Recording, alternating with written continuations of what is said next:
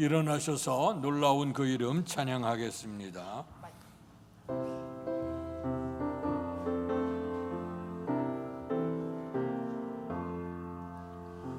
놀라운 그 이름, 놀라운 그 이름, 놀라운 그 이름, 예수 내 주, 전능의 왕이요 만물의 주시니, 놀라운 그 이름, 예수 내 주, 선하신 목자 또 영원한 반석, 전능의 하나님,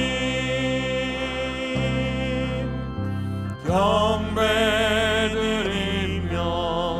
찬양 드리세, 놀라운 그 이름, 예수 내 주. 만군의 하나님 여호와여, 우리를 돌이켜 주시고 주의 얼굴의 광채를 우리에게 비추소서. 우리가 구원을 얻으리이다. 복되신 아버지 하나님, 은혜와 사랑 감사합니다. 죄악과 허물로 죽었던 우리를 살리시기 위해서 이 땅에 오심을 기다리게 되고 또 사모하게 되는 대림절 네 번째 주간을 맞이하며 드려진 예배 후에 하나님의 국률이 임하기를 원합니다. 하나님께 영광이 되게 하시고 우리 속에 큰 기쁨과 평강 넘치는 복된 예배 될 수 있도록 은혜 내려 주시옵소서. 예수님 이름으로 감사하며 기도하옵나이다. 아멘.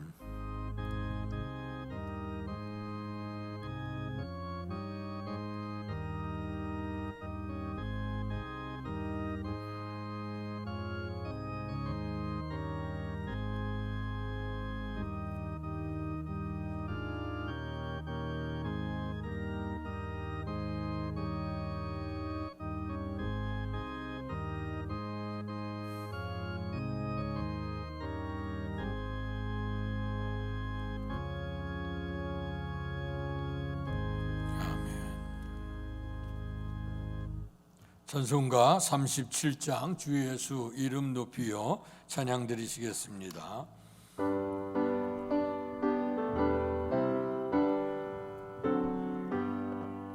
주 예수 이름 높이여 다 찬양하여라, 다 찬양하여라. 금멸유관을 들여서 만유의 주를 찬양하세. 찬양 찬양 찬양 만유의 주 찬양, 주 예수 당한 고난을 못 잊을 죄이나, 못 잊을 죄이나, 내 귀한 몸에 바쳐서 만유의 주를 찬양하세. 찬양 찬양 찬양 만유의 주 찬양, 이 지금 위에 거하는 온 세상 사람들, 온 세상 사람들, 그 크신 위여 높여서 만유의 주를 찬양하세. 찬양 찬양 찬양 만유의 주 찬양, 주 믿는 성도 다 함께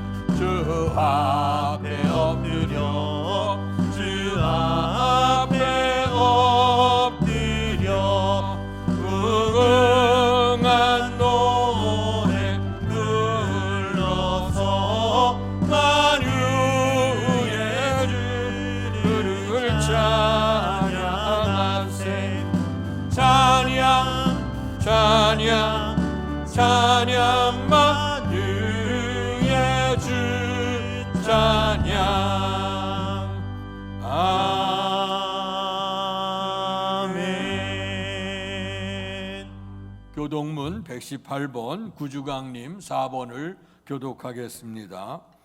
나는 시온의 의가 빛같이 예루살렘의 구원이 횃불같이 나타나도록 시온을 위하여 잠잠하지 아니하며 예루살렘을 위하여 쉬지 아니할 것인즉 이방 나라들이 내 공의를 무당이 다 내 영광을 볼 것이요 너는 여호와의 입으로 정하실 새 이름으로 일컬음이 될 것이며 너는 또 여호와의 손의 아름다운 관 내 하나님의 손의 왕관이 될 것이라. 원하건대 주는 하늘을 가르고 강림하시고 주 앞에서 산들이 진동하기를 불이 섭을 사르며 불이 물을 끓인 같게 하사 주의 원수들이 주의 이름을 알게 하시며 이방 나라들로 주 앞에서 떨게 하옵소서. 주께서 강림하사 우리가 생각하지 못한 두려운 일을 행하시던 그때에 산들이 주 앞에서 진동하여 싸우니 주 외에는 자기를 앙망하는 자를 위하여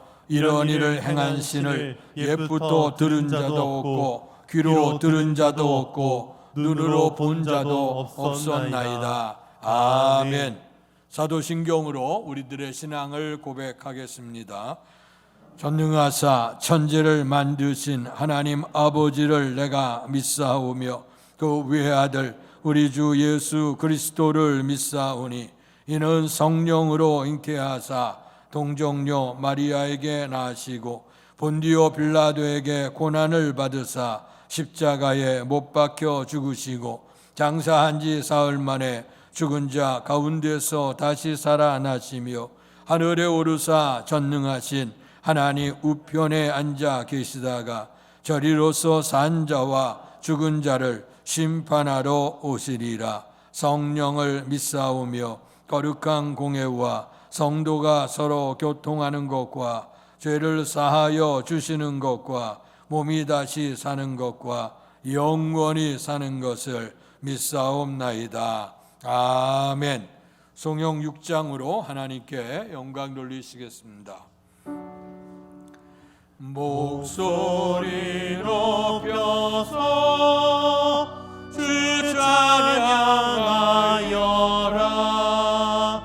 영광과 권세와 존귀와 위엄을 온누리 다스리시는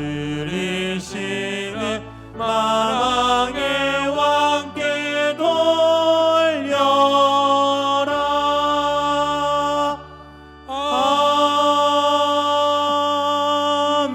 아멘. 자리에 앉으시겠습니다. 이 시간 예배를 위해서 같이 합심해서 기도하겠습니다. 이제 주님 오심을 기다리는 대림절 네 번째 주간인데 우리의 주님이 이 땅에 오셔서 우리에게 참된 긍휼과 자비를 베풀어 주옵소서. 팬데믹 코로나 바이러스 감염증 속에서 고통당하는 모든 인류를 구원해 주시고 또 혼돈 속에 있는 이 나라의 민족이 안정의 역사를 이루게 하시고 또 우리의 교회가 선교적 사명 잘 감당하는 교회가 되게 하시고 우리들의 가정들 속에 임마누엘 가정이 되게 해 주옵소서 기도하시고 또 둘째는 이제 결산의 달입니다. 우리의 신앙도 주님 앞에 결산할 때가 오게 되는데 착하고 충성된 종 칭찬 들을 수 있는 우리 교회와 우리의 성도들 되게 도와주옵소서. 마지막으로 드려진 예배 후에 하나님의 영광 충만케 하시옵소서. 다 같이 합심해 기도합니다. 할렐루야. 복되신 아버지 하나님, 은혜와 사랑을 감사합니다. 귀한 은혜를 우리에게 허락해 주셔서 예배 자리로 이끌어 주시고 특별히 대림절 네 번째 주간을 맞이하며 우리의 주님 오심을 다시 한번 사모하도록 역사하신 아버지 하나님 감사합니다. 과거 역사 속에 오셔서 우리의 구원자가 되셨던 주님, 이제 우리와 함께 하시고 영원한 하나님의 나라로 인도하실 크신 은혜를 생각하면서 늘 감사하는 삶이 되도록 도와주시옵소서. 특별히 우리의 주님 오심이 온 인류 속에 있어야 될 줄 믿습니다. 아버지 팬데믹 사건으로 인해서 온 세상이 두려움과 아버지 고난 가운데 있는데 어서저기 안정되고 회복된 은혜를 더하시기 원합니다. 혼돈 속에 있는 이 민족 아버지 안정을 찾아가게 하여 주시고 주의 평화로 말미암아 참된 공의와 정의가 실현되어질 수 있는 이 나라의 민족 되도록 도우시옵소서. 주께서 이 시대와 민족을 향해서 주의 교회를 세우셨으니 이제 마지막 시대에 우리의 선교적 사명 잘 감당해서 많은 영혼을 옳은 대로 돌아오게 하는데 쓰임이 될 수 있도록 하나님 은혜를 베풀어 주시기를 원합니다. 우리의 가정들 속에 아버지 주의 평강이 임하기를 원합니다. 환난의 시기 속에서 있어지는 모든 가정들마다 주의 은총과 긍휼이 있어지고 임마누엘 가정되는 복을 주시옵소서. 우리의 성도들 심령 속에 우리의 연약함이 고백되고 하나님이 늘 함께 하심을 체험하는 삶이 되도록 도우시옵소서. 아버지, 한 해도 점점 저물어 가고 있습니다. 결산의 달입니다. 마지막 주께서 오실 때에 우리에게 내가 너에게 맡겼으니 계수하신다 하셨습니다.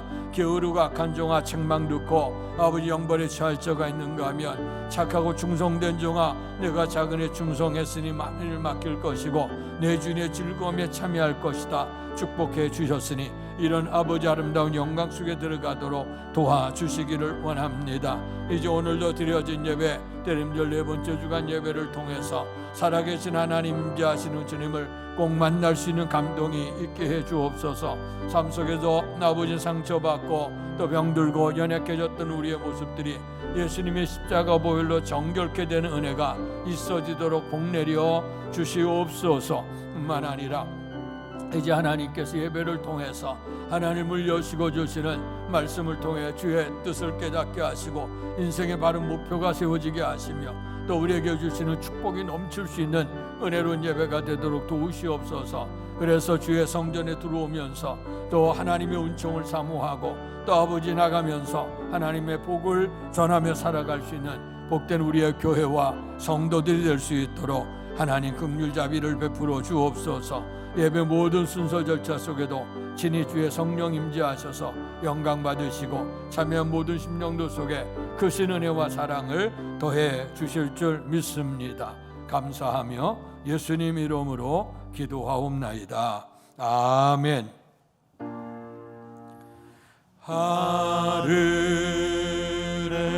하늘에 계신 아버지 이름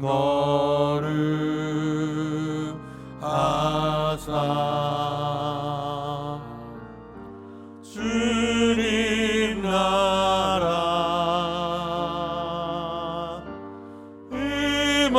임하시고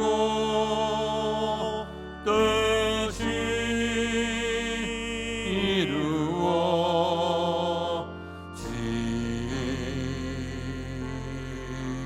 이루어지이다.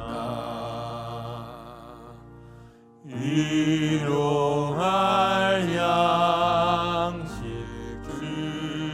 주시고 우리들의 큰 죄 다 용서하옵시고 또 시험에 들게 마시고 악에서 구원하소서. 내게 주의 나라 주의 권세 주의 영광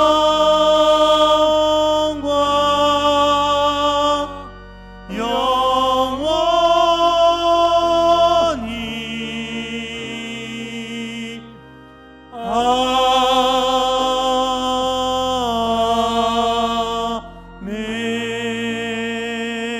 아멘. 오늘 우리에게 허락해 주신 하나님의 말씀은 신약성경 마태복음 1장 18절에서 25절까지의 말씀입니다. 신약성경 1페이지입니다. 제가 한 절 여러분들 한 절 교독하겠습니다. 예수 그리스도의 나심은 이러하니라. 그의 어머니 마리아가 요셉과 약혼하고 동거하기 전에 성령으로 잉태된 것이 나타났더니 그의 남편 요셉은 의로운 사람이라 그를 드러내지 아니하고 가만히 끊고자 하여 이 일을 생각할 때에 주의 사자가 현몽하여 이르되 다윗의 자손 요셉아 내 아내 마리아 데려오기를 무서워하지 말라. 그에게 잉태된 자는 성령으로 된 것이라. 아들을 낳으리니 이름을 예수라 하라. 이는 그가 자기 백성을 그들의 죄에서 구원할 자이심이라 하니라. 이 모든 일이 된 것은 주께서 선지자로 하신 말씀을 이루려 하심이니 이르시되 보라, 처녀가 잉태하여 아들을 낳을 것이요 그의 이름은 임마누엘이라 하리라 하셨으니 이를 번역한즉 하나님이 우리와 함께 계시다 함이라. 요셉이 잠에서 깨어 일어나 주의 사자의 분부대로 행하여 그의 아내를 데려왔으나 아들을 낳기까지 동침하지 아니하더니 낳음에 이름을 예수라 하니라. 아멘. 이 시간 중고 청년부에서 나오셔서 우리 주님을 찬양하겠습니다. 오랫동안 기다리던 주님 강림하셔서 죄에 매인 백성들을 자유 얻게 하시네. 주는 우리 소망이요 힘과 위로 되시니 오래 기다리던 백성 많은 복을 받겠네.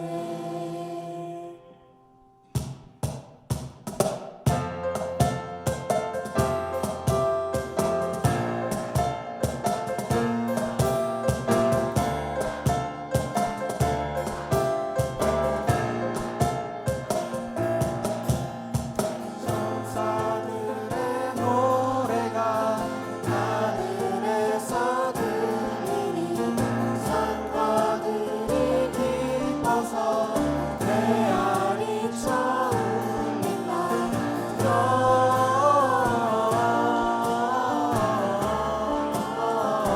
영광을 높이 계신 주께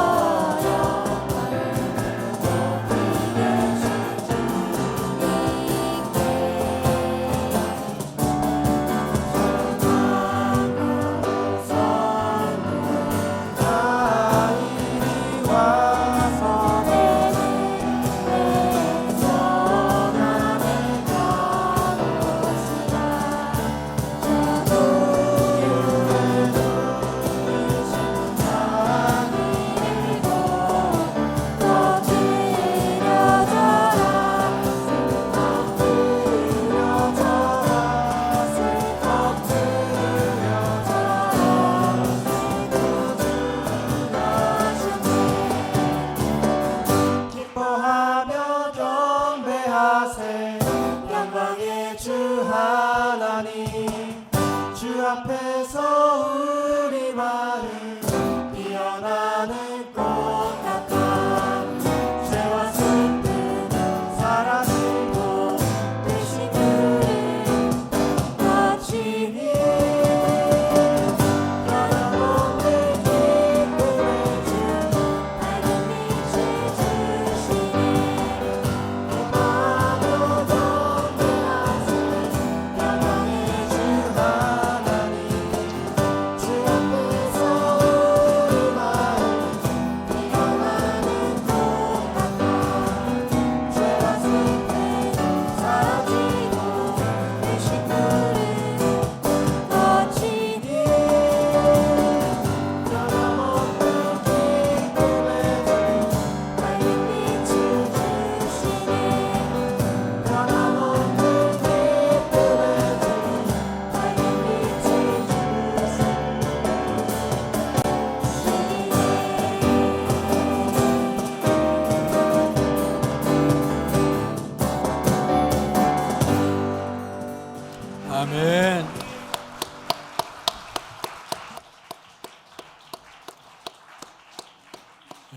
감사합니다. 우리의 구주 오심을 기다리는 대림절 네 번째 주간, 우리 다음 세대들 열심히 봉사하는 교회학교 또 봉사도 하고 또 열심히 찬양도 하고 집회도 열심히 모이는데 위해서 늘 기도해 주시고 또 사랑해 주시기를 바랍니다. 한번 박수로 다시 한번 크게.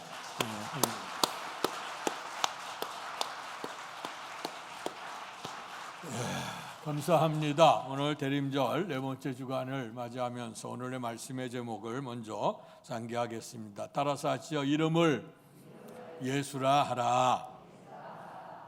이름 그대로 자기 백성을 죄에서 구원할 자라 하는 말씀을 오늘 말씀으로 주셨습니다. 자, 먼저 말씀 전하기 전에 우리 하나 영상을 좀 보겠습니다. 이 작품은 프랭크 스텔라의 야외 조각인데 꽃이 피는 구조물이라고 하는 제목이 붙어 있는 그런 조각품입니다. 이 작품은 어디 있냐면 우리나라 대치동의 포스코 건물 앞에 있습니다. 그래서 이 건물의 포스코 건물이 대형 그 스테인드 글라스 같은 그런 유리에다가 또 스텐으로 해서 정말 그 우뚝 이렇게 서 있는 그 건물 앞에 이런 조각이 들어간다고 하는 것에 대해서 처음에 굉장히 많은 논란이 있게 되어졌습니다. 그래서 논란을 겪다가 이제 그것을 이제 설치하게 되어졌는데요. 자, 근데 그때 들어왔던 이 제품들이 거의 다 폐자재 같은 것이었어요. 비행기에 그 잔해물 같은 것, 그리고 쓸 수 없는 그런 것 같은 거. 그래서 이제 잘 아시는 대로 주물 같은 스테인리스 조각들, 철골줄 조각들 이런 것을 가지고 이제 만드는데 그때 시가 비용이 한 17억 정도가 됐다 그래요. 그리고 또 설치하는 비용도 1억이 훨씬 넘어가서 거의 한 20억 정도의 비용이 들여진다고 하니까 이제 그 당시 정권 있는 자들이나 또 이제 저와 같이 미술에 대해서 문의한 사람들이 저런 거 비싼 돈을 들여서 굳이 저렇게 현대식이 아주 멋있고 웅장한 그 건물 앞에 그것을 세워야 되느냐 하는 논란이 많았다고 하는 거예요. 그런데 이제 이것을 설치하는 설치미술관은 이제 그런 그 포스코 포항제철이 상징하고 있는 것과 또 이제 이런 여러 가지의 그런 고물 같은 이런 구조물들이 이제 새롭게 형성이 되고 또 새로운 꽃이 피어지는 그런 모습을 형상하고 싶었다 하는 거예요. 그래서 낮에 이렇게 아무런 조명이 없을 때 보면 썰렁한 구조물처럼 보이는데요. 그 다음 장면을 보시죠. 그 다음에 밤에 이렇게 조명이 들어가게 되면 이런 모습으로 이제 아름답게 변화하는 거예요. 근데 이제 이 구조물이 설치가 되어질 때에 재밌는 것보다도 어쩌면 섬찟했던 그런 것이 있는데 이제 그것을 해오려면 미국에서부터 이제 그 스테인리스 제품들 이런 제품들을 다 이제 실어 갖고 와서 이제 그 설치하려고 야적장에다 이제 쌓아놨다는 겁니다.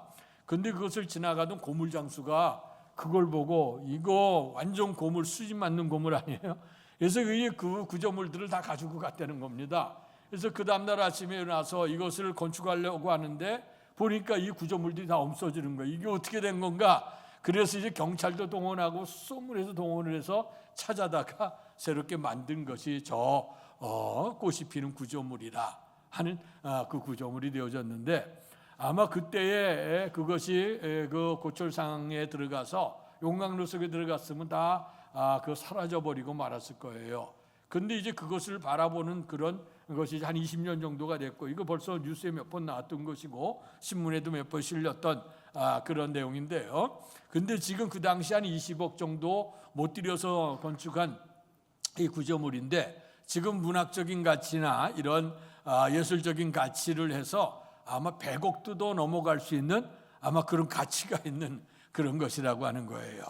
오늘 우리 구주 성탄절을 준비하는 대림절 기간입니다. 우리의 주님께서는 분명코 빌립보 2장에 보니까 그런 근본 하나님과 본체시셨으나 하나님처럼 여기지 아니하고 그리고 낮아져서 인간의 몸으로 겸손하게 오셨다 하는 말씀이 나오죠. 오늘의 본문의 말씀에도 보니까 우리의 주님께서 이 땅에 오시게 되어지는데 예수 그리스도의 나심은 이러하니라 하는 말씀. 그의 어머니 마리아가 요셉과 약혼하고 동거하기 전에 성령으로 잉태된 것이 나타났다 하는 말씀입니다.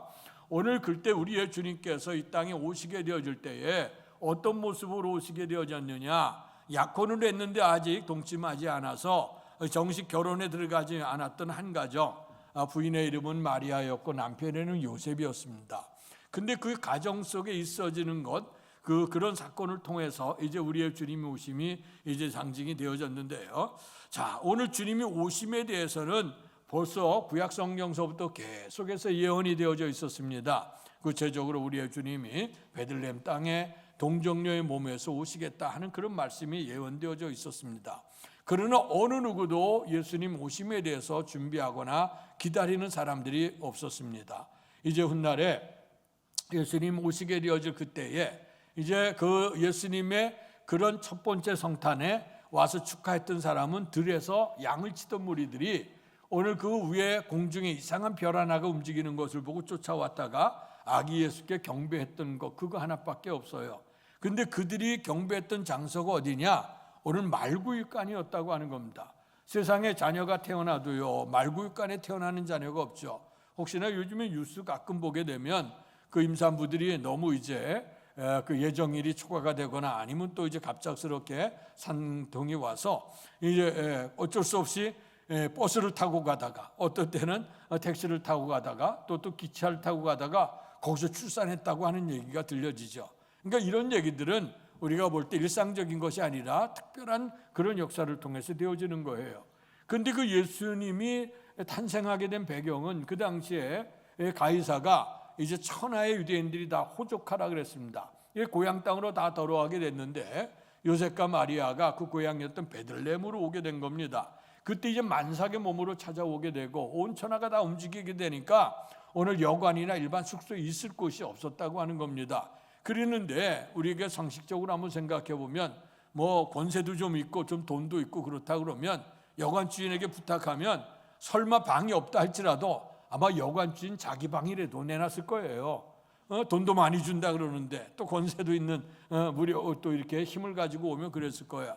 근데 앞을 보나 뒤를 보나 이렇게 위로부터 내려보나 별로 별 볼 일 없는 소위 말해 초라한 인물이었거든. 그러니까 어쩔 수 없게 방은 없사고 내보내지만 그러나 이 산딸이 되어졌으니 아마 그 자비를 베풀어서 그러면 말들이 있는 그 짐승들 목축하는 그곳에 그들이 여물통이라고 할 수 있는 그 구육간, 그래도 그 속에 들어가라. 그래 거기라도 자리를 겨우 아마 준 건지 아니면 그 속에 어쩔 수 없이 들어갔는지 어쨌든 간에 아이를 출산해서 뭐 괜찮은 침대 없어. 요 자리 제대로 없어. 그러니까 말구이 통해서 탄생할 수밖에 없는 그런 역사가 일어났어. 어느 누구도 눈여겨보지 않았다는 거. 시간이 지난 후에 별을 연구했던 동방에서 세 박사들이 오게 됩니다. 그 동방에서 온 박사들은 원래는 하나님을 섬기는 자들은 아니었어요. 별을 보는 점술가들 같은 사람이죠. 이상한 별 하나가 뜨는데 그 별은 듣도 보지도 못했던 별이고 세계 훌륭한 인물이 등장하지 않겠냐고 하는 그런 감동을 받아서 그들이 황금과 유황과 모략이라고 하는 예물을 들고 먼 걸음을 해서 이제 예수님에게 오게 되어졌죠. 자, 그럴 때 먼저 누구를 찾아갔냐면 헤롯 왕에게 찾아가서 여기 유대인으로 왕으로 나시니가 어디 계시뇨 하며 물어요. 그랬더니 유대인의 왕은 헤롯 왕이 당신이 유대인의 왕이었는데 나 말고 또 누가 왕이 있겠느냐, 이게 심상치 않구나, 또 먼 나라에서 이렇게 찾아왔다고 하니 그래서 이제 사람들을 풀었어요. 그래서 거기에 성경에 정통한 사람들, 역사가들, 똑똑하던 사람들을 다 불러 모아서 만약에 이 유대에 왕이 온다 그러면 어디에 탄생할 거냐 하는 얘기를 했어요. 그랬더니 유대 땅 베들레헴에 탄생한다고 하는 것이 성경에 기록이 됐다는 거야. 자, 그러니까 이 헤롯 왕이 있다가 동방 박사들에게 자, 여기 베들레헴 땅이라 그러니 당신들이 가서 먼저 경배를 하고 돌아와서 나에게 어디 왕이 태어났다고 하는 걸 일러주시오. 그러면 나도 가서 경배하겠어 하는 얘기를 해요. 그런데 이제 가는데 하나님의 성령이 그들의 동방 박사들에게 마음을 감동시켜 주셔서 가서 아기 예수를 경배하지만 돌아갈 때는 다른 길로 자기 나라로 돌아가도록 했다. 왜냐하면 헤롯이 그것을 알았다고 하면 자기 외에 또 왕이 왔다고 하면 왕이 탄생했다면 싹을 죽여야 되잖아요. 그러니까 아마 헤롯 왕이 그 아기 예수를 쳐 죽일 수도 있었을 거예요.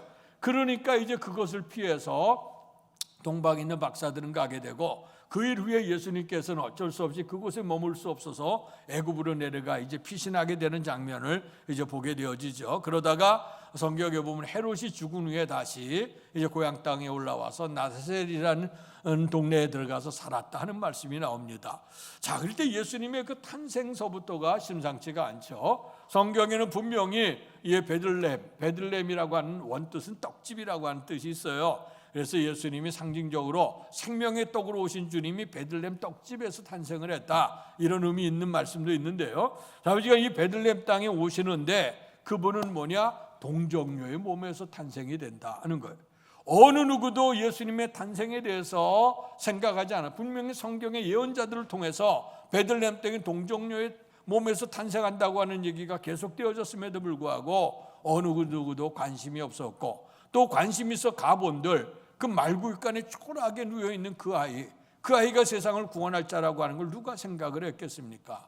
아까 꽃이 피는 구조물이라고 하는 그 작품, 그 얼기설기에다 폐자재를 가지고 폐고철 같은 자로 그것을 아주 멋있는 현대식 최고의 건물 앞에다 세워지게 될 때에 사람들은 다 논란을 했죠. 저거 무슨 가치가 있느냐, 저 쓰레기 같은 거, 폐자재 같은 저거 갖다 뭐 하겠느냐고 하면서 아마 논란들이 굉장히 많았다는 겁니다. 그 논란 후에 그것을 세워놓고 보니까 그 미적인 감각도 있고 예술적인 감각도 있고 우리에게 주어지는 크다란 의미도 있는 것을 발견하지 않습니까? 오늘 생명의 주로 오신 우리의 주님에 대해서 그 가치를 모르게 되어질 때에 어쩌면 우리도 똑같은 그런 상황을 경험하는 것이 아닌가 생각을 해봅니다. 분명한 건 예수님이 이 땅에 오실 때 왜 동정녀의 몸으로 오셔야 되느냐 하는 거예요. 주님이 이 땅에 오신 목적은 아까 말씀에 제목에 있는 것처럼 아들을 낳으리니 그 이름을 예수라 하라. 예수라고 하는 이름의 뜻은 그가 자기 백성을 저희 죄에서 구원할 자라 하는 말씀입니다. 여기 보면 죄라고 하는 단어가 등장을 하고 구원이라고 하는 단어가 등장을 하죠. 죄라고 하는 건 뭐냐? 하나님의 말씀에 분순종해 하나님의 뜻에 불법하는 것, 이거 죄입니다. 오늘 세상에서도 우리가 죄라고 하는 거, 불법이라고 하는 건 법을 어긴 자들, 그 법을 어긴 거는 알면서도 범하는 자가 있고 또 모르면서도 우리가 범하지만 그것도 다 똑같은 이제 범죄 행위가 되지 않겠습니까? 그런데 우리 신앙의 법은 물론 사회적으로 남에게 해를 끼친 것도 물론 죄가 됩니다만은, 그러나 신앙의 법은 뭐냐? 모든 사람이 하나님의 형상대로 창조됐기 때문에 하나님의 은총 안에 살아야 되는 거예요. 근데 그 하나님의 은총대로 살지 아니하고 불순종하거나 거역할 때 그것을 우리는 죄라고 했고, 근데 주님께서 에덴이라고 하는 행복 동산을 두셨을 때에 이곳에서 하나님 말씀을 듣고 모든 것을 누리며 살으라고 복을 주셨고, 마지막에 하나의 약속은 다 아는 걸 누려도 되지만 동산 중앙에 있는 선악을 분별하는 나무 열매를 먹지 말아라. 먹는 날에는 정령 죽으리라. 이것이 하나님과 하나님의 선택된 백성들과의 약속이었어요. 어떤 사람들은 얘기하죠. 따먹어, 하나님 전지전능하신 하나님이 따먹을 줄 알면서 왜 그것을 만들어 놨을까? 그런 생각도 합니다만은, 그러나 현실은 그것을 물어봐야 소용없어요. 임에도 선악과는 따먹고 죽게 되어졌는데, 그런데 오늘 그 모습 속에 다시 한번 생각해 보면 하나님이 모든 것을, 우리가 공장에서 기계로 물건들을 찍어낼 땐 똑같은 거 다 찍어내잖아요. 그러나 오늘 하나님은 사람을 만드셨을 때도요, 찍어내지 않았어. 오늘 지구에 70억 인구가 살고 있는데 이 70억 인구에 사람이 하나도 같은 사람이 없어요. 잘 아시잖아요. 우리 집에 쌍둥이 딸이 있는데 성격 달라요. 생김새도 달라. 일란성 쌍둥이고 8분 차이로 태어난 아이들이 다 달라요.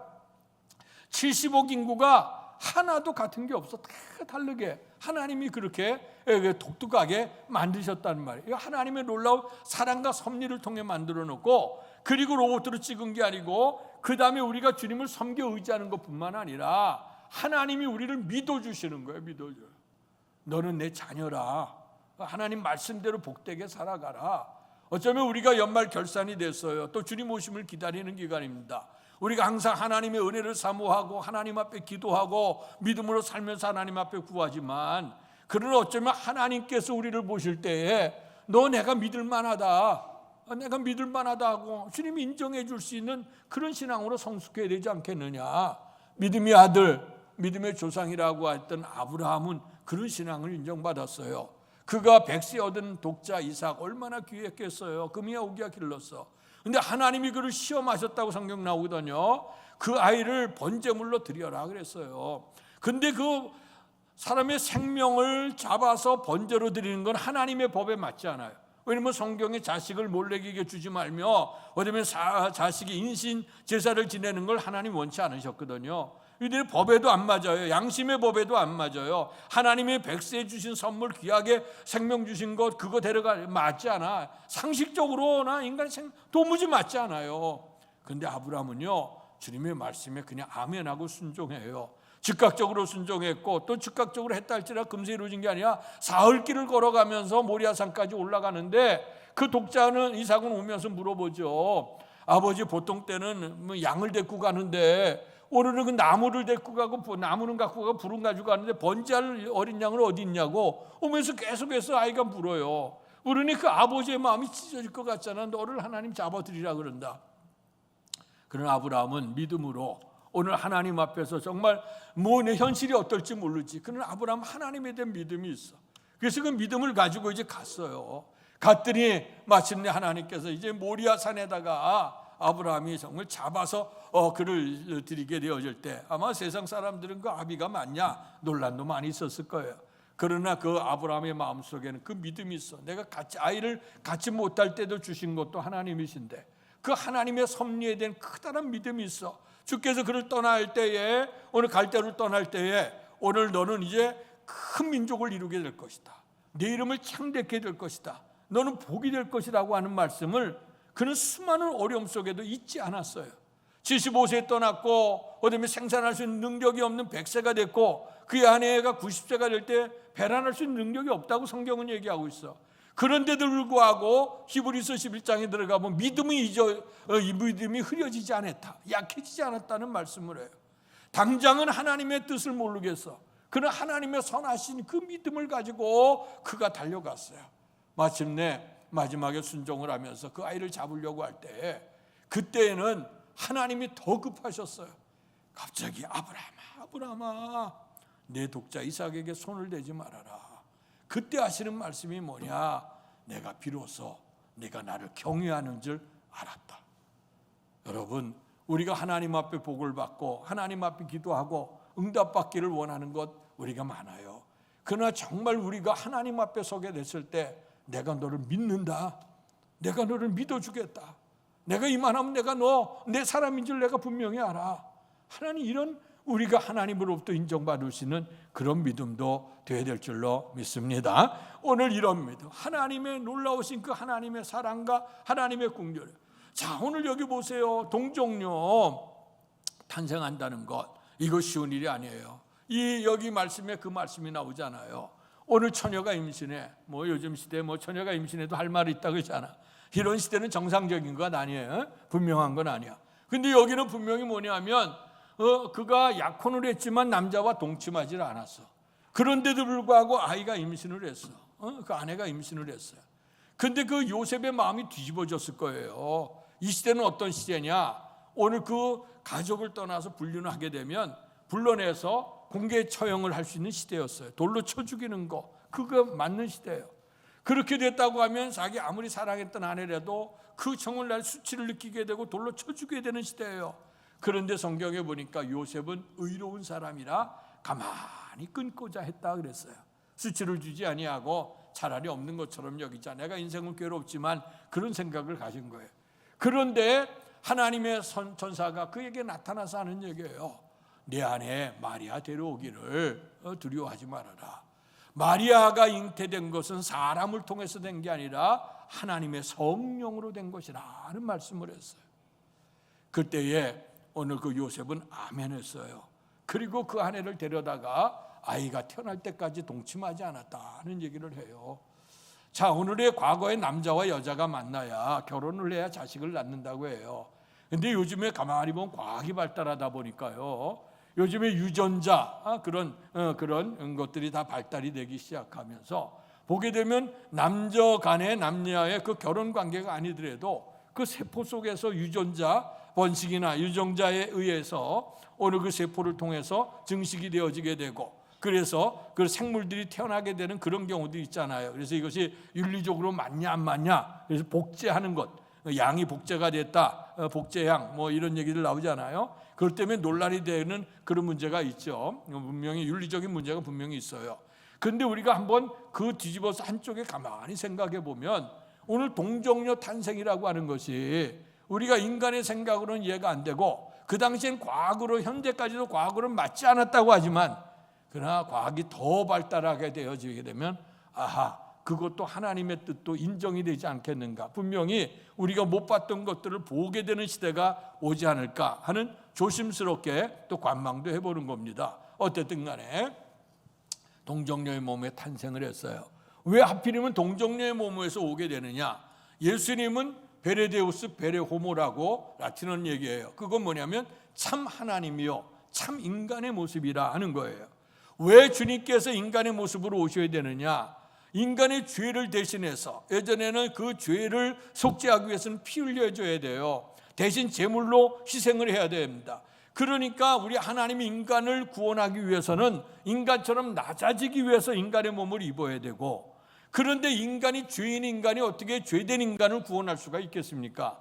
그러니까 우리의 주는 인간의 모습으로 오시지만 죄가 없으신 하나님의 아들 성령으로 잉태되어진 자가 되어져야, 그러니까 참 인간이요 참 하나님의 모습으로 와야 오늘 인간의 죄를 구원할 수 있고 완벽하게 구원할 수 있게 되는 거예요.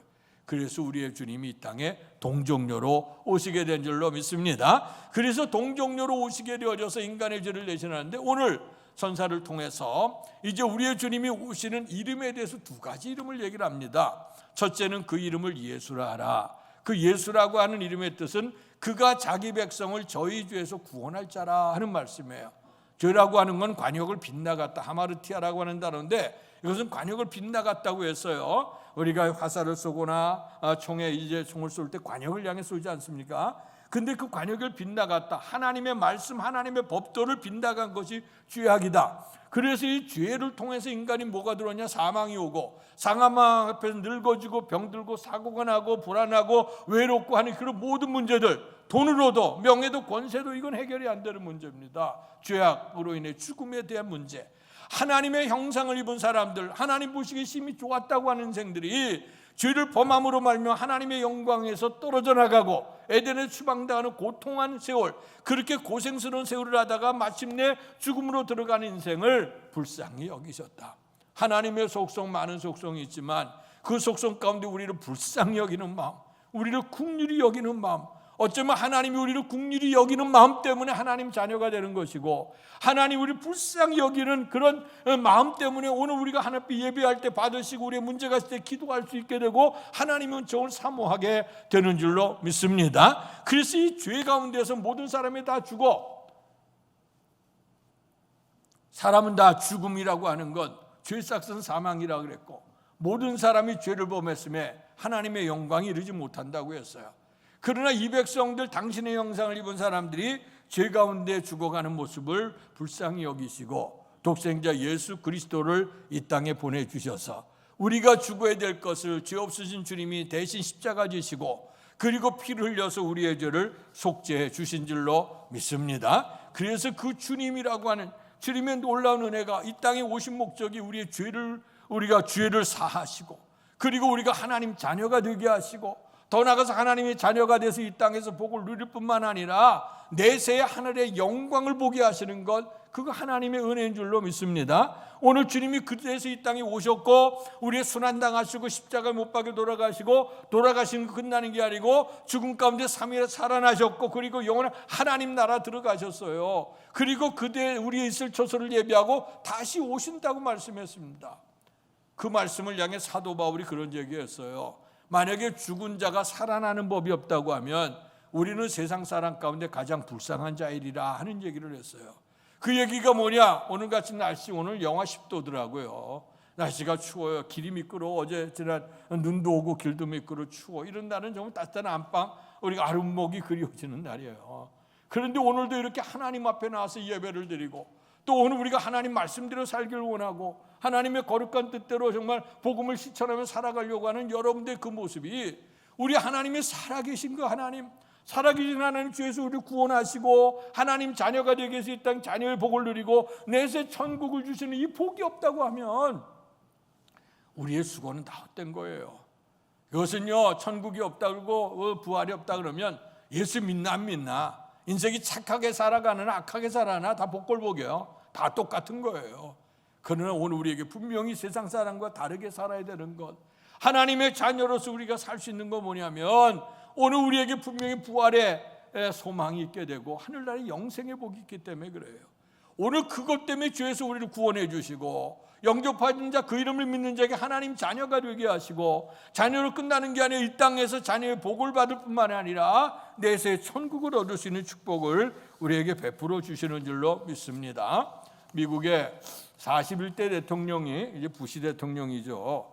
그리고 이제 그 다음 때에 43대에 41대 아버지 대통령, 43대에 부시가 그 아들이 대통령이 됐습니다. 그래서 그 부시를 아버지와 구별하기 위해서 조지 워커 부시라 이렇게 이름을 붙였는데요.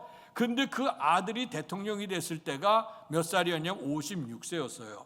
그런데 여러분들 그 부시에 대한 자서전이나 그 기록을 보면요, 오늘 그가 만 40세까지 탕자의 삶을 살았어요.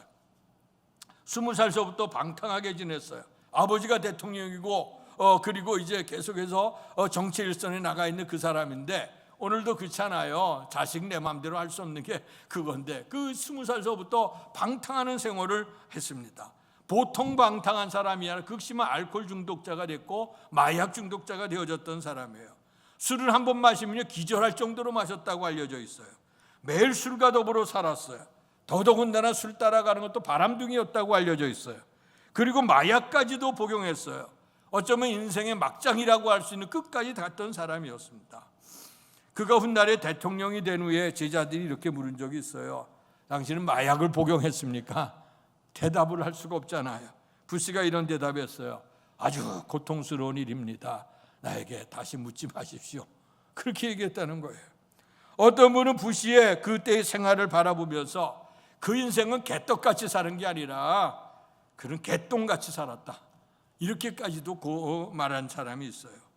그랬더니 타락했던 이 사람이, 그가 이제 변화된 사건이 일어나는데 만 40세가 되고 그의 생일이 7월 7일이었답니다. 그 7월 7일 생일날에 생일 파티를 하면서 술을 아주 굉장히 많이 마셨대요. 근데 그때에 그 친한 친구 하나가 전도를 했다는 겁니다. 인생이 이렇게 살 수 없지 않냐, 너가 교회 좀 나갔으면 좋겠다 하면서 전도를 했다는 거예요. 근데 그 부시는 술을 마시면서 아무런 생각도 아무런 의미도 없이 친구가 가서 전도하니까, 그래 내가 다음 주부터 교회 가지, 그냥 그렇게 하고 말을 던졌다는 거예요. 그런데요, 약속대로 그 다음 주에 그가 교회를 찾아왔습니다. 그런데 이상한 일이 벌어지기를 시작했습니다. 교회를 나간 날부터 이상하게 술을 마시면 몸이 이상해지기를 시작했어요. 술을 마시면 몸이 말을 안 들어. 그리고 인생에 마비가 오기를 시작했다는 겁니다. 그래서 그는 16년 동안 술을 끊게 되어졌고, 정교에서 승승장구하다가 40세에 술을 끊고 예수를 만나 신앙생활하고 16년 후 56세 때에 미국의 43대 대통령이 됐다는 거예요. 그 자서전에 다 있는 얘기입니다. 주변에 기사들 다 나와 있는 거예요. 찾아보면 알 수 있는 거예요. 그래서 이제 훗날에 기자들이 물었어요. 그렇게 술고래가 됐던 당신이, 마약에 심취했던 당신이 어떻게 술을 끊을 수가 있었느냐 하고 물었어요. 그럴 때 부시가 이런 얘기를 했습니다. 내가 끊은 거 아닙니다. 나는 마시려고 했습니다. 그러나 성령님이 나를 끊게 해주셨습니다. 이것은 내 힘이 아닙니다. 아무리 생각해도 내 힘은 아닙니다. 고백을 했다는 거예요. 그 이름을 예수라 하라. 예수라고 하는 이름은 그가 자기 백성을 저의 죄에서 구원할 자라. 어떤 인생에 소망이 없는 사람이라 할지라도, 어떤 놈의 세상으로는 정말 사형 언도를 내려야 될 것이고, 내 인생은 도무지 해결할 수 없는 인생이라 할지라도, 구원받지 못한 인생이라 할지라도 오늘 예수 이름의 권세를 믿게 되면 구원에 이르게 되는 은혜가 임하게 될 줄로 믿습니다. 그리고 두 번째는 23절인데요. 같이 한번 말씀을 읽겠습니다. 23절 말씀 다시 읽어요. 시작. 보라, 처녀가 잉태하여 아들을 낳을 것이요 그 이름은 임마누엘이라 하리라 하셨으니, 이를 번역한즉 하나님이 우리와 함께 계시다 함이라. 아멘. 첫 번째 이름은 그 이름을 예수라 하라. 그가 자기 백성을 저의 죄에서 구원할 자라. 두 번째 이름 뭐냐? 그 이름을 임마누엘이라 하라. 임마누엘이라고 하는 뜻은 하나님이 우리와 함께 계시다고 하는 말씀인 줄로 믿습니다. 그 임마누엘의 은혜라고 하는 것, 하나님이 우리와 함께 하신다는 것, 우리는 흔히 신앙생활하면서도 하나님이 우리에게 늘 형통할 때, 잘 될 때, 이럴 때만 우리가 하나님이 함께 하시는 것처럼 생각하고, 인생이 괴롭고 또 사업이 안 되고 병들고 고통스럽고 인생에 미래가 없고 답답한 그런 현실 속에는 우리가 하나님이 없는 것처럼 생각할 때가 굉장히 많아요. 그러나 임마누엘이라고 하는 것은 오늘 사도 바울이 고백했던 것처럼 내가 배고플 때도 배부를 때도, 내게 병들었을 때도 건강할 때도 나는 항상 만족하는 자족하는 은혜를 입었는데, 그것은 내 힘이 아니라 내게 능력 주시는 자 안에서 내가 모든 것을 할 수 있느니라 하는 고백인 줄로 믿습니다. 예전에 유명했던 문학작품 하나가 있어요. 침묵이라고 하는 것, 일본 엔도 슈사쿠라고 하는 작가를 통해서 되어졌고, 또 그것이 이제 오늘 영화, 그 책도 나왔지만 영화로도 만들어졌고, 또 이제 연극으로도 만들어졌죠. 아마 우리 몇 년 전에 우리 교회에서 아마 침묵 연극을 이제 상영했던 적이 있다고 저는 기억을 하는데요. 그때 그 작품에 보면 그 일본의 복음이 전해졌어요. 그 일본은 우리나라보다 복음이 훨씬 앞서서 증거되어졌습니다. 우리나라 임진왜란 때도 그때 왔던 그 풍신수길이라고 하는 사람도 어떤 기록에 보면 아마 그는 하나님을 믿었던 사람이 아닐까 하는 그런 얘기도 조심스럽게 얘기하는 분들도 있어요. 이게 우리나라 기독교 복음이 한 100한 30년 됐는데 이제 140년 됐죠. 그러나 일본은 우리보다 몇백 년 앞서서 기독교 복음이 들어왔어요. 근데 하나님의 섭니까? 그런데 거기는 일본은 다스린 그 기사, 사무라이 계급들이 세상을 다스리거든요. 근데 그 사무라이 계급들은 그 귀족 의식이 가졌고 우리에게는 양반 의식이 있는데, 그들에게 양반과 상놈이 다르다고 하는 걸 생각하고, 그 당시 서방으로 또 들어온 일본은 미신이 많은 데입니다. 우상이 인구수보다도 많다는 것이 오늘 그 일본이 섬기고 있는 우상이거든요. 그래서 그 신사 참배하거나 뭐 이런 것 때문에 논란이 많이 됩니다만은 그게 일본 자체가 다 우상 숭배 국가가 되기 때문에 그래요. 거기서 기독교가 하나가 들어갔다고 해도 그들은 하등의 문제가 안 될 거예요. 그런데도 불구하고 기독교는 굉장히 많은 박해를 받았어요. 근데 그 박해를 받게 된 것 가운데 하나는 이제 뭐냐면 복음이 증거되어지면서 기사계급, 사무라이 계급에 복음이 들어갔고, 이 기독교 복음은 사무라이 계급들만 갖는 거로 생각해서 일반 천민들에게, 일반 평민들에게는 안 줬어요. 주질 않았어. 그러니까 그 평민들은 예수를 안 믿었어. 그러니까 일본은 전체 인구 중에 거의 뭐 1%도 잘 안 되죠. 0.1%인가가 기독교인이라고 하는데, 근데 기독교인의 면민들은 굉장히 사회적으로 훌륭한 분들이 많아요. 지식으로나 뭐 그런 정치나 경제나 이런 부분에서 일본 기독교인들은, 왜냐하면 그 기사계급들에게 복음이 들어가요. 근데 우리나라는 하나님의 은혜로 말미암아 양반계층, 윤치호 같은 사람들은 양반계층에 복음이 들어올 뿐만 아니라 아주 하층민에도 복음이 들어가게 되어졌고, 또 우리나라에는 복음이 들어올 때 벌써 성경이 번역된 성경을 가지고 들어왔는데, 그 번역 자체도 우리나라 한글로 원문으로 되어진 것들을 가지고 들어와서 일반 그 양반들 외에는 뭐 글을 잘 모르잖아요. 그러나 이제 그런 한글 이런 것을 가지고 들어와서 하나님의 크신 섭리로 기독교가 이렇게 번창해서 정말 세계 우리나라 국민 가운데서 뭐 한 4분의 1이 기독교인이 됐다 하는 그런 때도 있었잖아요. 이건 특별한 하나님의 섭리라고 생각하는데요. 근데 일본은 기독교 복음이 일찍 들어왔는데도 불구하고 뿌리를 내리지 못했어요. 근데 그 기독교 역사를 보면 많은 순교의 장면들이 나옵니다. 그 엔도 슈사쿠의 그 침묵이라고 하는 작품에 보게 되면 오늘 그 로마 카톨릭에서 복음이 증거되어지고 오늘 그들이 주님을 믿게 되는데, 그 주님의 이름 때문에 많은 순교자들이 나와요. 어떻게 될 때는요, 순교하게 될 때 그 일본에는 온천이 많지 않습니까? 화산이 터지고 온천이 있는 그 뜨거운 온천물에 기독교인은 신앙생활 한다고 거기다 쳐넣어서 죽이기도 하고, 바닷물 먼 바다에 데리고 나가서 그냥 거기다 던져서 수장시켜 버리기도 하고, 그 작품에 보면 수많은 고난의 현장들이 나와요. 그러던 때에 어느 그 농부 두 사람이 이제 그 신앙생활을 하게 되었죠. 그것을 위해서 예수를 부인하겠냐 부인하지 않겠느냐, 이제 그것 때문에 논란이 되다가 부인하면 살려줄 텐데 그들은 끝까지 예수님을 부인하지 않아. 나의 구주가 되고 나의 생명인데. 그래서 이제 그들에게 나무 십자가를 만들고 그걸 세웠어요. 그리고 그들에게 거기 보면 그런 말씀이 나와. 나무 십자가를 세우고 그리고 거기다 매달아요. 그 다음에 이제 썰물 때 매달고, 그리고 거기 나와서 내가 이제 썰물 나갔다가 밀물이 들어오게 되어질 때에 예수를 부인하면 살려주겠다는 거예요. 근데 예수를 부인하지 않아. 그러니까 이제 밀물 갔다가 썰물로 들어오면서 발이 오고 무릎이 오고 허리 오면서 예수를 부인하라 그러는데 부인하죠. 그래서 이제 수장해서 죽게 되는 그런 역사들이 일어나요. 이렇게 바닷속에서 물에 수장되어지는 사람을 그 언덕 위에서 그 신부가 이걸 물고멍이 쳐다보는 거예요.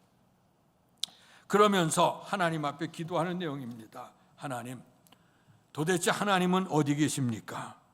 하나님은 과연 존재하시는 겁니까?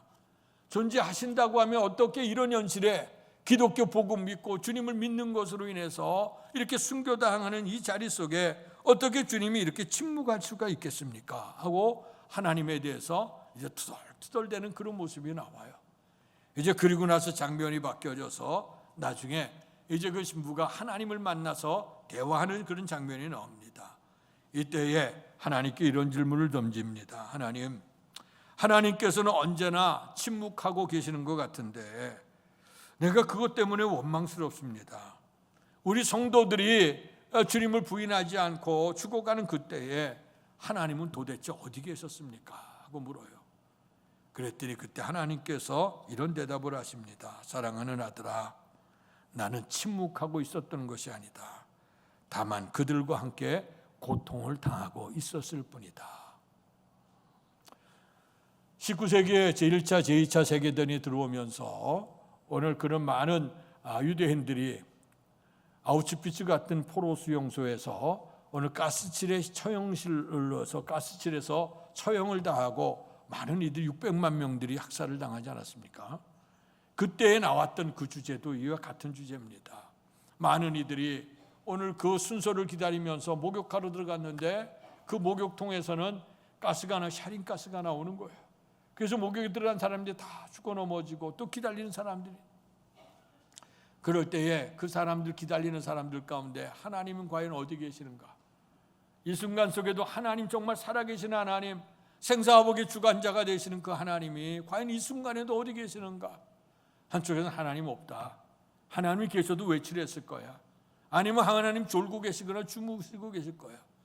그런데 뒤에서 어떤 사람이 얘기를 합니다. 아니야, 우리 하나님은 주무신 것도 아니고 외출한 것도 아니야.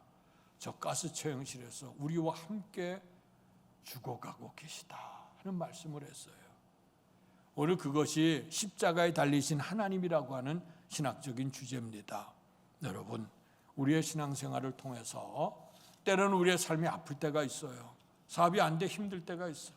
가정의 위기가 올 때도 있습니다. 우리 인생에 우리의 힘으로도 능으로도 어찌할 수 없는 그런 때가 임할 때가 있어요.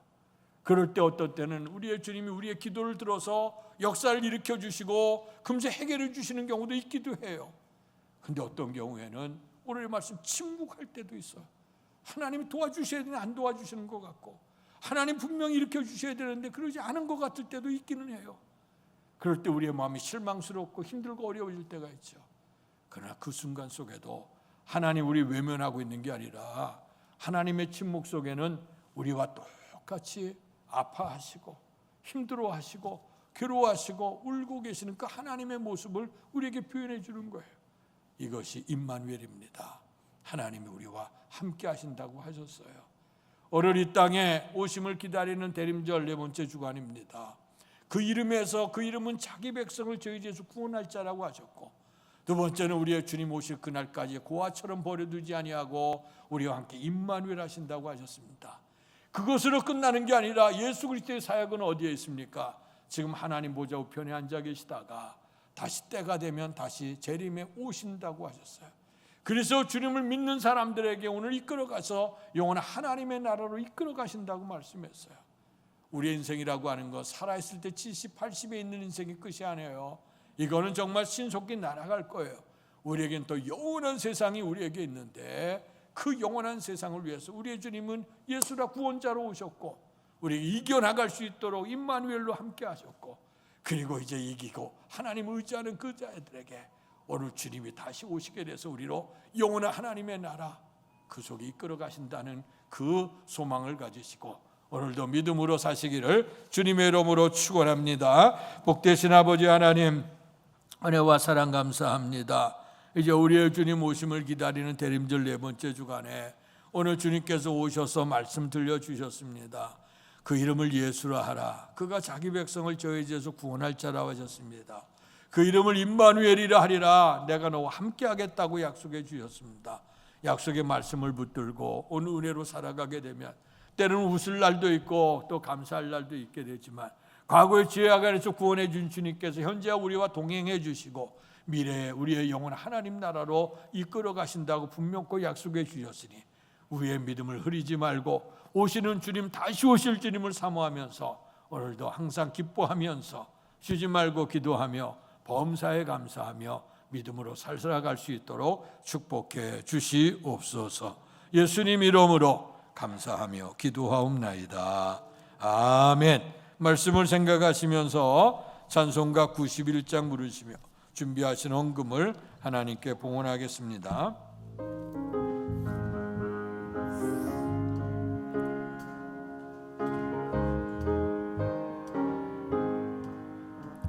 슬픈 마음 있는 사람 예수 이름 믿으며 영원토록 변함없는 기쁜 마음 얻으리.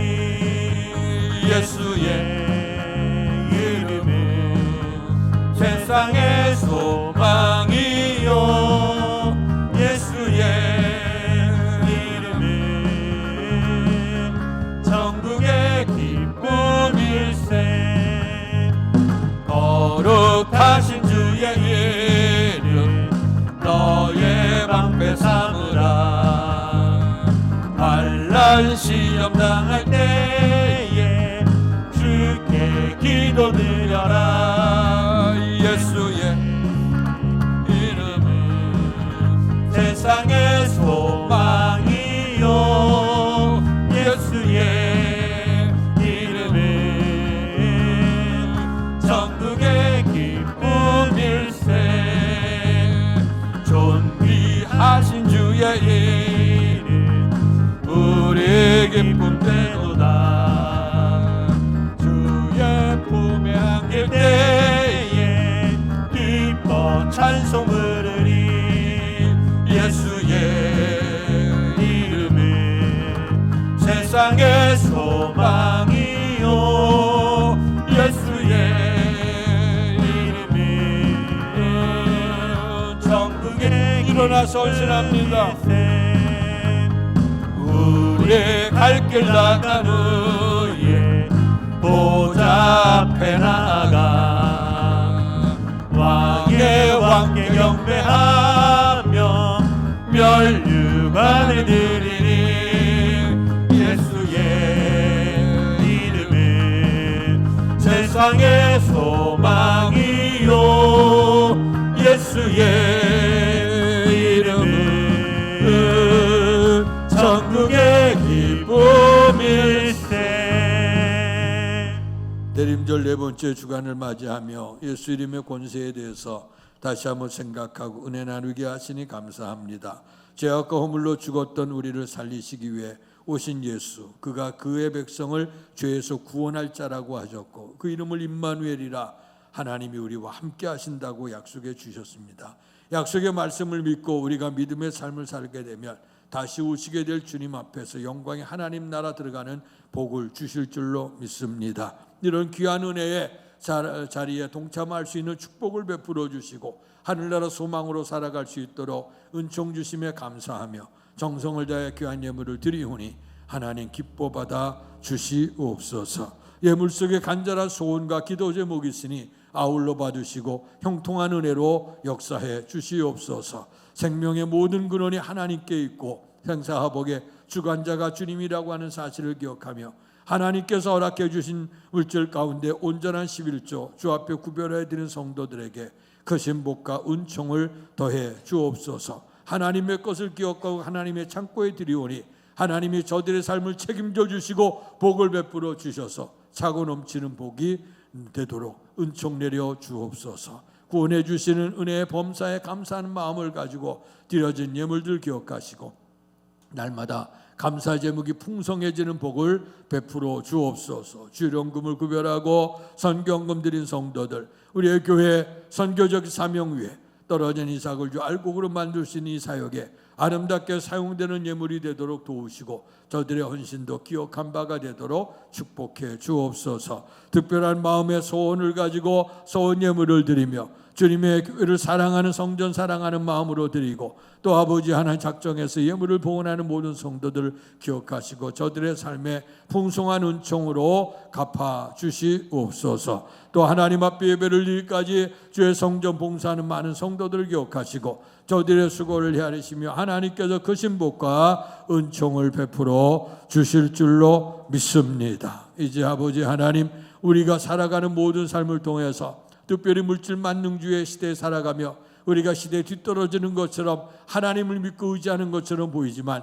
그러나 실상은 모든 생사화복이 하나님께 있음을 분명코 믿고 하나님 베푸는 구원의 은총에 감사하고 연약한 인생들에게 베풀며 나누면서도 행복해 할 수 있는 복된 성도들 삶이 될 수 있도록 크신 사랑 크신 복 베풀어 주시옵소서. 예수님 이름으로 감사하며 기도하옵나이다.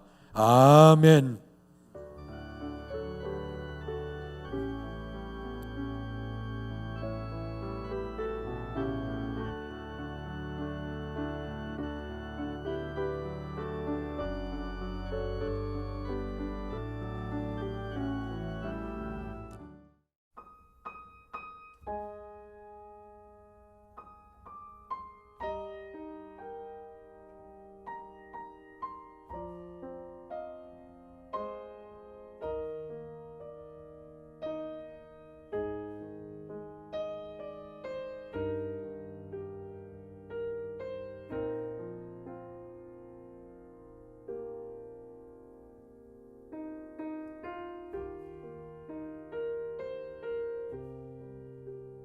아멘. 우리 옆사람 한번 인사하실 때에 하나님이 함께 하십니다로 임마누엘로 인사하십니다. 시작. 하나님이 함께 하십니다. 아멘. 임마누엘 은총이 임하기를 원하고 삶의 자리 속에 구원하시는 은혜가 임하기를 원합니다. 광고 드리겠습니다. 오늘 올해는 성탄절이 주일이고 또 신년이 시작되는 1월 1일도 주일입니다. 그래서 오늘 우리 강사가 성탄절에는 우리 성탄 축하 새벽 예배로 그 성탄절 오전 5시에 우리가 목자들이 아기 예수님을 찾아갔던 것처럼 주일 성탄절 새벽에 주님 앞에 찾아 나와 주 앞에 경배하는 예배가 되기를 바라고요. 또 주일 9시 11시에는 성탄 축하 감사 예배로 드립니다. 유아 세례식 준비하고 있고 또 성찬 예식 준비합니다. 그리고 베풀어준 구원의 은총에 감사함으로 성탄 감사 예물을 봉헌하겠습니다. 그리고 이제 또 2022년도 저물어 가는 해 아니겠습니까? 또 이제 연말 결산을 우리가 준비하면서 또 당회도 준비하는 가운데 있는데 해당되시는 분들을 열심히 깨워서 기도하시면서 또 이제 잘 준비하시고 또 이렇게 우리가 1년마다 결산하는 것 이제 주님 앞에 서게 되어질 때 주님 다시 오셔서 우리에게 내가 너에게 모든 건 다 맡겨줬는데 넌 나를 위해서 무엇을 했느냐고 분명히 물으신다고 했어요. 내가 너에게 맡겼으니 계수하겠다 하셨거든. 그럴 때 게으르고 악한 종이 아니라 착하고 충성된 종 돼야 되지 않겠습니까? 그래서 미리미리 우리가 결산하고 미리미리 우리가 주님의 은총을 생각하는 겁니다. 그래서 여러분들 보고서도 잘 작성하시고 또 오늘 우리의 삶 속에도 우리가 새롭게 하시고 특별히 오늘 대림절 주님 오심을 기다리는 이 절기에 오늘 우리가 하나님 앞에 죄에 대해서 회개하고 그래야 구원의 은혜에 임하지 않겠습니까? 그래서 예배 드리고 돌아갈 때요 여러분들 소독약 하나씩 놓아드릴 거예요. 그러니까 여러분이 심정도 깨끗하게 하시고 여러분들 육신도 깨끗하게 하셔서 하나님 잘 예배하는 삶이 되기를 축원합니다. 일어나셔서 그날이 도적같이 찬양 부르시고 축도함으로 예배를 마치겠습니다.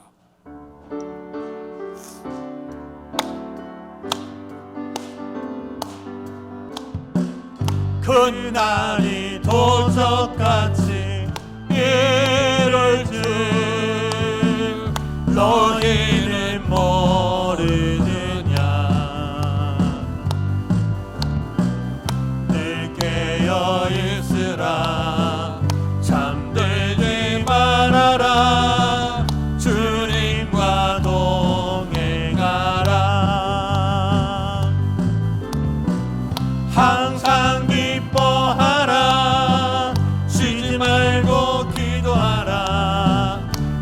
범사에 감사하라.